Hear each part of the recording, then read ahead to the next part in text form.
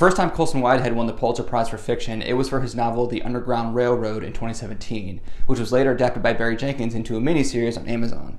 The second time Colson Whitehead won the Pulitzer Prize for fiction, it was for his novel The Nickel Boys in 2020.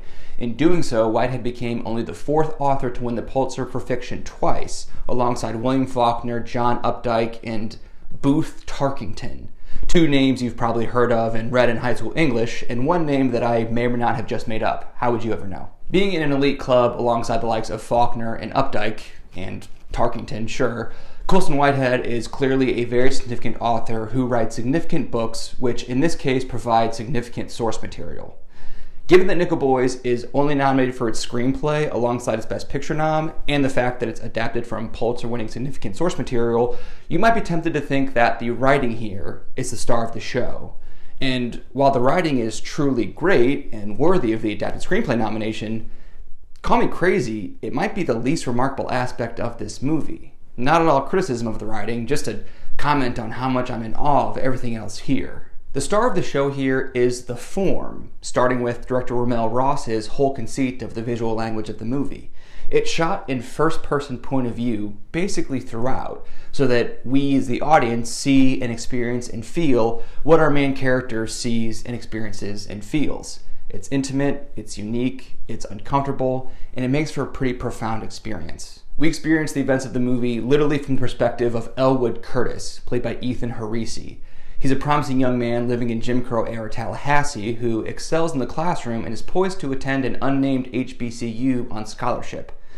Unfortunately, while hitchhiking in order to get himself to college, he gets in the wrong car and winds up unfairly arrested as an accomplice to Grand Theft Auto and gets sent to a segregated reform school called the Nickel Academy. Even though the Nickel Academy is ostensibly a school, there isn't much schooling being done here, particularly for the black students. Instead of an education, they get lessons about discipline, they get neglected and or physically abused, and they get exploited for their convict labor. The other boys are tough and intimidating and don't offer Elwood much comfort from the difficulties of their circumstances, with a lone exception.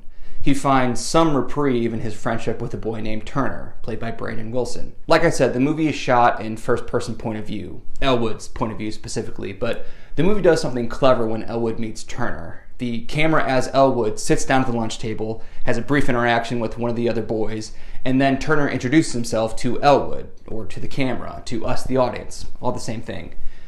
And then we're sitting at the lunch table, but the angle has changed, and for a second you think this is a new scene on a new day, and then we actually see Ethan Harisi as Elwood for the first time in the movie, and we watch him sit down at the lunch table and have a brief interaction with one of the other boys, and then he talks to us. And then we realize we're watching the previous scene, but from Turner's point of view. The movie remains in a first-person point of view, but for the rest of the movie, it alternates between Elwood's POV and Turner's POV. This switch in point of view is elegant and clever, and it fundamentally changes our relationship to these characters and to the world for the rest of the runtime.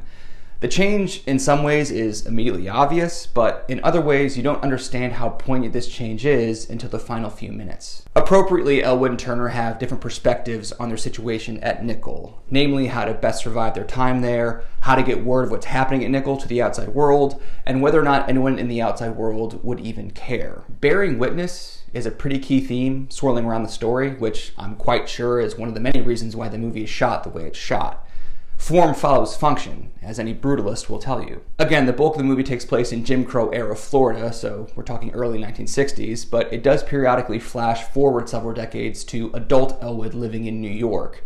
Some news stories are beginning to come out about the goings-on at the Nickel Academy, and adult Elwood starts digging into his past. A notable thing about the years later sequences is that the visual language of the movie changes a bit. It's still shot from first person, kind of.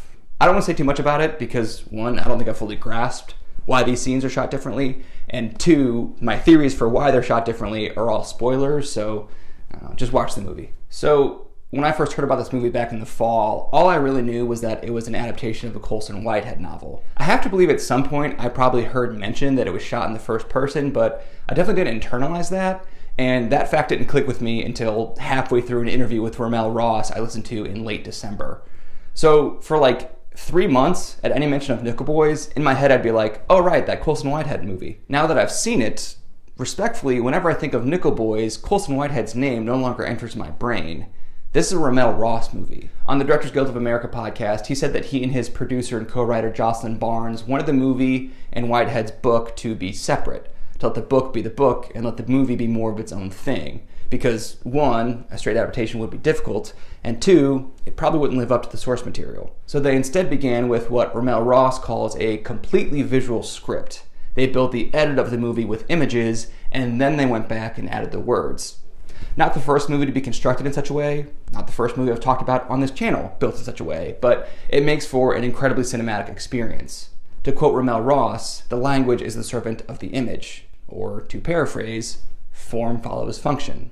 A few things worth sharing about RaMell Ross. I didn't fully fact check this, but I am about 99% sure that he's the first person to both direct a movie nominated for Best Picture and play in the NIT. Nickel Boys is his second feature-length film as a director, but it's his first narrative feature. His debut was a documentary called Hale County This Morning, This Evening, which won a jury prize at Sundance in 2018 and was nominated for Best Documentary at the Oscars.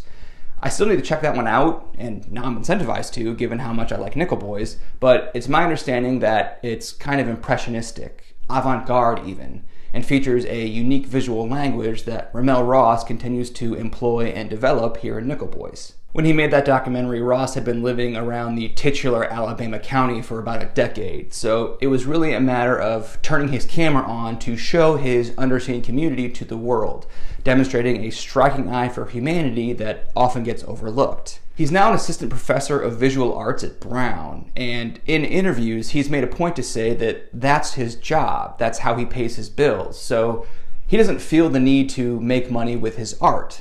Filmmaking and photography and visual arts projects are like a side gig for him, which grants him the freedom to chase things that interest him, to push the boundaries of the form, to not really care about opening weekend box office. Speaking of which, I should say, this probably isn't for everyone. I was ready for the first-person point of view thing, so I didn't find it too jarring, but apparently when this premiered at Telluride, it was kind of polarizing.